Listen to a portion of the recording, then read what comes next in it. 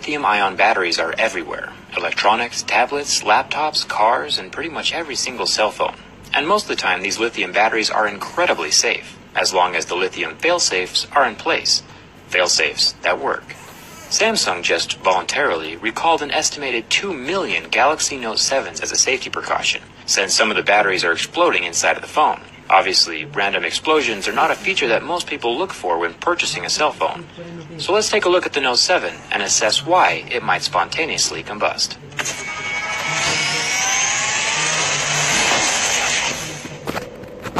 During charging, the phone is protected by multiple fail-safes. First of all, you have the part that plugs into the wall, the charger, and the cable.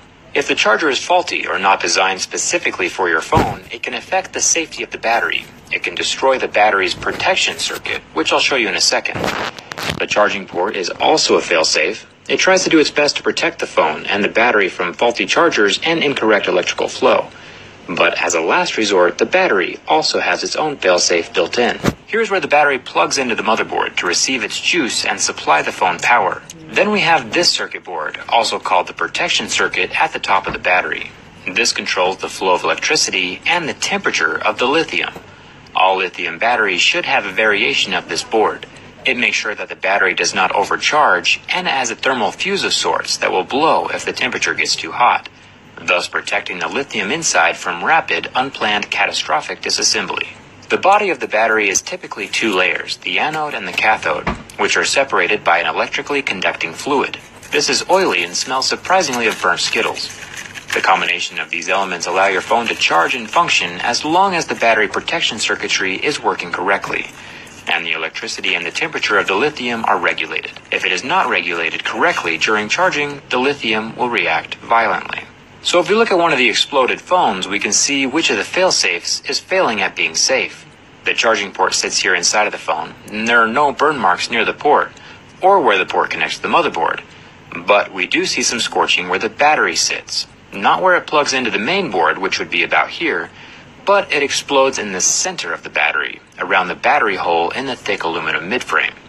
So on this particular exploded Note 7, all of the connections are good, just the battery itself isn't behaving. Tesla cars are also powered by lithium batteries. The Model S had a small issue at the beginning of production where the batteries on the undercarriage could get punctured by debris on the road, which could cause the lithium battery under the car to explode. Tesla corrected this problem by adding a titanium puncture-proof underplate to the Model S. But the Note 7 batteries are definitely not being punctured internally, since there is nothing to poke them on the inside, as you can see from my teardown video. It sits on smooth aluminum. So since the Note 7 battery isn't being punctured, that narrows us down to overcharging, shorting, or impurities in the battery itself. A small metal impurity in the lithium could short it out. Personally, I think the problem has to do with the little circuit board failing at the top of the battery. From what I have read about the people who have complained publicly about their Note 7 exploding, is that the phone was charging when it happened. The phone starts charging, and the tiny regulator doesn't do its job, and the battery enters into a thermal runaway, and the voltage regulator can't stop the chain reaction. Since this particular Note 7 battery isn't plugged into the phone right now, my tweezers are acting as the other possible failure point, a metal impurity in the manufacturing of the battery. That could possibly short out the battery. All of this smoke and fire would be under extreme pressure locked inside of your watertight Note 7. The more pressure there is, the bigger the explosion. Remember that this only happens in a very small number of devices. So far, it's only happened on 35 phones out of 2 million. So yeah, definitely take advantage of the recall. But only happened on 35 phones out of 2 million. So yeah, definitely take advantage of the recall. But also feel free to use your phone as normal in the meantime. Just don't set it on your lap while it's plugged into the wall. And maybe take a fire extinguisher with you to bed, just in case.